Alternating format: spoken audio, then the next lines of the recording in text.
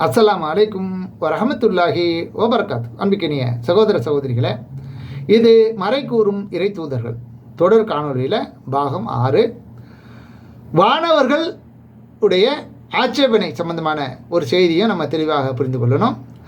ஆதம் அலைஹிஸ்ஸலாம் அவர்கள் படைப்பது சம்பந்தமான முதல் ஆரம்ப மனித படைப்பில் சில குளறுபடிகளை நபிமார்கள் வரலாறு என்ற பெயரில் வரலாறுகளை எழுதக்கூடியவர்களும் அதற்கு தப்சீர் விளக்கம் என்று எழுதக்கூடியவர்களும் ஏராளமான பொய்களை கட்டுக்கதைகளை அதில் கலந்துகிட்டு இருக்கிறாங்க.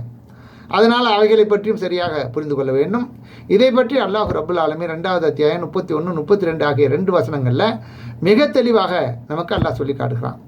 என்ன சொல்கிறான் என்றால், பூமியில் நான் ஒரு தலைமுறையை படைக்கப் போகிறேன் என்று உமது இறைவன் வானவர்களிடம் கூறிய போது அங்கே குழப்பம் விளைவித்து இரத்தம் சிந்துவோரையா அதில் நீ படைக்கப் போகிறாய்?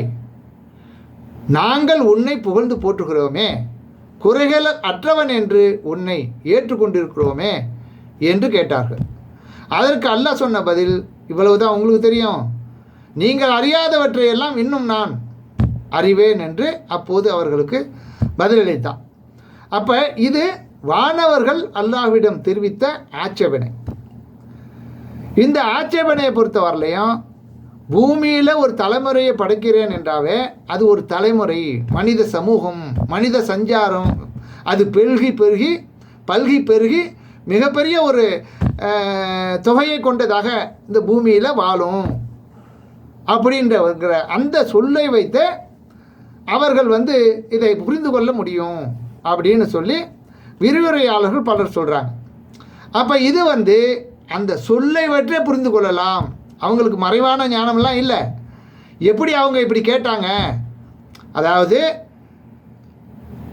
ஒரு தலைமுறையை மனிதனை படைக்க போகிறேன் என்று உமது இறைவன் வானவர்களிடம் கூறிய போது அங்கே குழப்பம் விளைவித்து இரத்த சிந்துவோரையா அதில் படைக்கப் போகிறாய் என்று கேட்டாங்க இல்லையா?